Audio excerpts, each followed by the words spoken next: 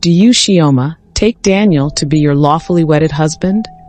My hands clenched into fists as I watched my sister smile sweetly, her white gown shimmering under the golden lights. Her voice was clear and confident. I do. A sharp pain shot through my chest. That was supposed to be me standing there. That was my fiancé, the man I had loved for years.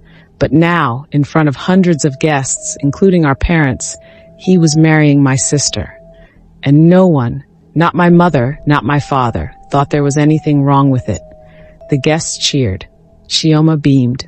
Daniel kissed her, and I stood in the crowd, humiliated, betrayed, and completely alone. A lifetime of sacrifices. Chioma had always taken whatever she wanted, and our parents always let her.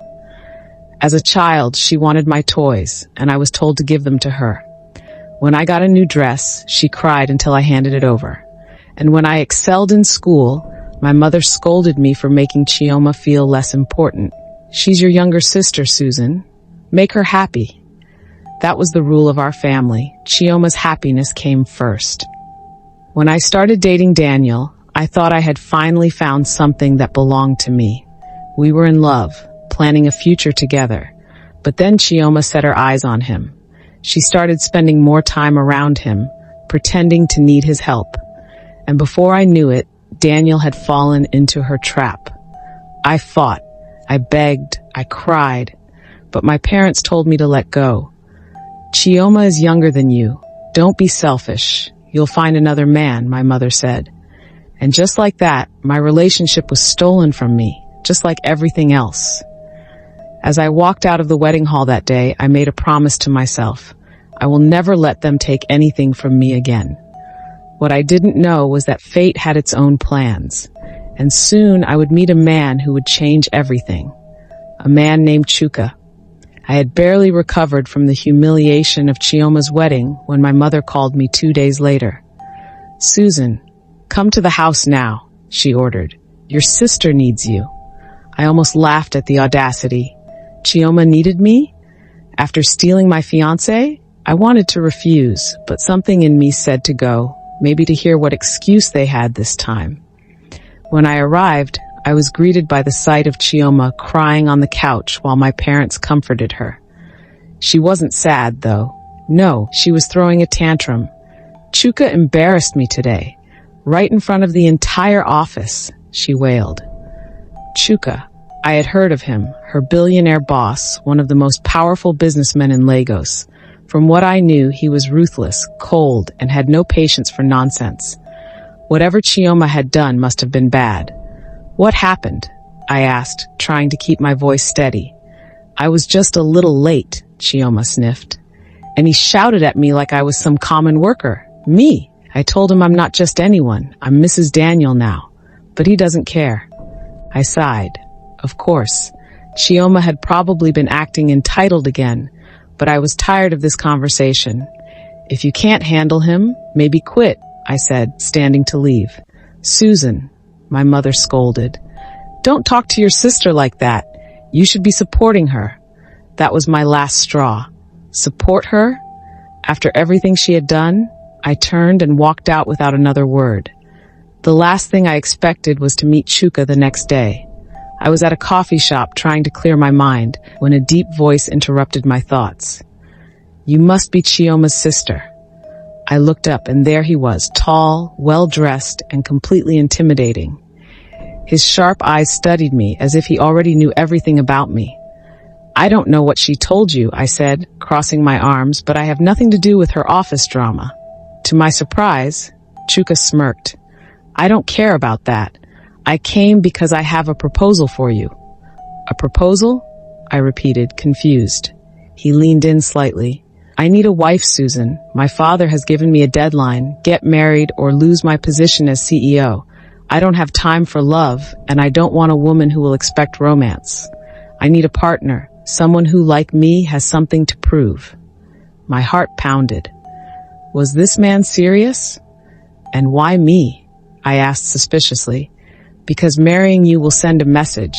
It will put your sister in her place, and it will give you the power you've never had in your family. I stared at him, my mind spinning. This was insane. A fake marriage to a billionaire just to prove a point? But then I thought about Chioma, my parents, and how they had always treated me like I was nothing. Maybe it was time to change the game. "I'm listening," I said. I didn't sleep that night. Chuka's proposal played over and over in my mind. Marrying him would change everything. No more being overlooked, no more being the forgotten daughter. For the first time in my life, I could have power, but was it worth it? The next morning, I met Chuka at his office. He sat behind a massive glass desk, his sharp eyes watching me as I entered. "Have you made your decision?" he asked. I took a deep breath. "If we do this, I have conditions." One of his eyebrows lifted slightly, amused. "Go on." "First, I want a legally binding contract. If this is just a business deal, I need security." "Done," he said without hesitation. "Second, I keep my independence. I won't be some trophy wife sitting at home waiting for you." "That works for me," he replied. "And third," I hesitated before meeting his gaze, "this has to be real in public. If we're doing this, we convince the world, including my family, that it's a real marriage." Chuka leaned forward, a slow smirk playing on his lips. "That, Susan, is the whole point." The news broke 2 days later, shaking Lagos to its core. Billionaire CEO Chuka Obi set to marry Susan Okafor. It was all over the internet, social media, and newspapers. The engagement ring he placed on my finger was massive, making sure everyone knew this was serious. My parents called immediately. "Susan, what is this nonsense?" my father demanded. "You're marrying Chioma's boss?" my mother shrieked. "This is an embarrassment." But I only smiled. "I thought you wanted me to be happy? Well, I am." Chioma, of course, was the most furious. She stormed into my apartment that evening, her face red with anger. "What game are you playing, Susan?" she hissed. "You think marrying my boss will make you better than me?" I stood my ground, enjoying every second of her rage. "I don't have to play games, Chioma. Some of us get what we deserve without stealing it." Her face twisted with hatred. "You won't last in his world. You're just a nobody pretending to be important." I smiled. "Then watch me." But as the wedding day approached, I realized something. This wasn't just about revenge anymore. Because every time Chuka looked at me, every time he touched my hand in public, I felt something I wasn't supposed to feel. And I wasn't sure if this was still just a deal or if I was starting to fall for my husband-to-be. The day of the wedding arrived faster than I expected. I stood in front of the mirror, dressed in the most expensive gown I had ever worn. It was nothing like Chioma's flashy, over-the-top wedding dress. Mine was elegant, classy, and designed to make a statement. Mrs. Chuka Obi was not to be ignored. "Are you ready?" Chuka's voice came from behind me. I turned to find him standing at the door, looking as sharp as ever in a tailored black suit. He was breathtakingly handsome, and for a moment I almost forgot this was just a deal. "Are you?" I countered, lifting an eyebrow. He smirked. "I was born ready." The ceremony was grand, far bigger than Chioma's. Every powerful figure in Lagos was in attendance, and the media covered every detail. As I walked down the aisle, I could feel all eyes on me, but none burned as hot as Chioma's. She sat in the front row, her face twisted in a forced smile, but her eyes told the truth. She was furious. My mother and father sat beside her, looking uncomfortable, but pretending to be happy for me. "Do you, Susan, take Chuka to be your lawfully wedded husband?" I turned to look at Chuka. His face was unreadable, but there was something in his eyes, something intense. "I do." And just like that, my life changed forever. When he leaned in to kiss me, I expected it to be just for show. But the moment his lips touched mine, I felt something shift. It wasn't forced. It wasn't cold. It felt real. The reception was a spectacle, luxury at its finest. But the real drama happened when Chioma pulled me aside, her voice sharp with anger. "What exactly are you trying to prove, Susan?" she snapped. "Do you think marrying Chuka makes you better than me?" I sipped my champagne, enjoying her frustration. "I don't think it. I know it." She scoffed. You're just his contract wife. This will never be real." Her words hit harder than I expected, because deep down, I wasn't sure anymore. Was this still just a deal, or was I falling into something much deeper? As I looked across the room, my new husband was watching me, and the way he looked at me made my heart race. Maybe, just maybe, this marriage wasn't a game anymore. The honeymoon suite was breathtaking.